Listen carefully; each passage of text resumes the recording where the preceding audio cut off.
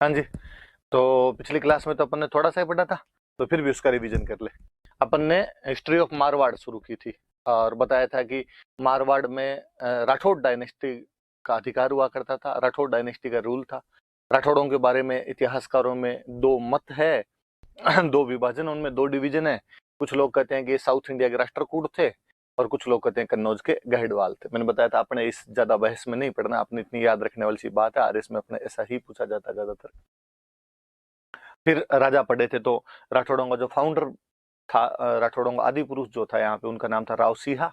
1240 के आसपास में पालीवाल ब्राह्मणों की हेल्प के लिए यहाँ पर आए थे और राजधानी बनाई थी अपने बाड़मेर में। एक जगह पड़ती है खेड़। और बाद में मुस्लिम आक्रमणकारियों के खिलाफ लड़ते हुए पाली के बिट्ठू गांव के अंदर शहीद हो गए थे और वहीं पर उनकी छतरी बनी हुई है। फिर उसके बाद में पढ़ा था हमने एक राव दूहड़, जो अपनी कुलदेवी नागणीची माता की मूर्ति लेके आए थे कर्नाटका से और बाड़मेर में मंदिर बनवाया, तो उस गांव का नाम ही हो गया नागाना।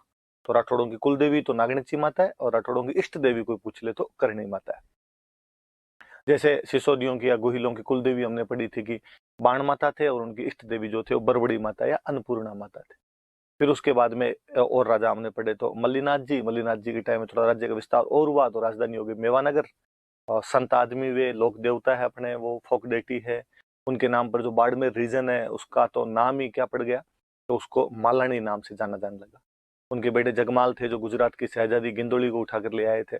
गणगौर के दिन लाया गया था, इसलिए आज भी गणगौर पर किसके गीत गाए जाते हैं, तो गिंदोली के गीत गाए जाते हैं।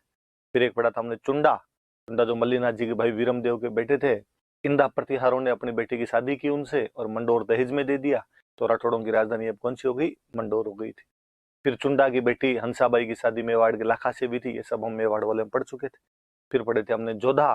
जोधा की कई बातें हमने मेवाड़ की स्ट्रीम पढ़ ली थी। हमने यहाँ पर पढ़ी थी कि 1453 में आंवल बावल की संधि के बाद में जब उनको मंडोर मिल गया था, तो राजधानी एक सुरक्षित स्थान पर बनाने की बात आई, तो सेफ पैलेस की तलाश की गई।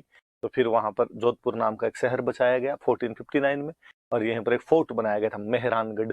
राठौड़ सूर्यवंशी होते हैं, सूर्य को संस्कृत में मिहिर कहते हैं, इसलिए मिहिरानगढ़ है। करणी माता जो थी वो जोधा के पिता रणमल की धर्म बहन थी, इसलिए उनसे इसकी नींव लगवाई गई थी। और जोधा के बेटे थे बिक्का, जो अपने पिता से किसी बात पर नाराज होकर यहाँ से चले गए थे और 1465 के आसपास उन्होंने एक नया एरिया बसा दिया था, बीकानेर। आज आगे शुरू करते हैं। आज जोधपुर के सबसे प्रतापी शासक के बारे में हम पढ़ेंगे, मारवाड़ के एक प्रतापी शासक के बारे में पढ़ेंगे जिसका नाम है राव मालदेव।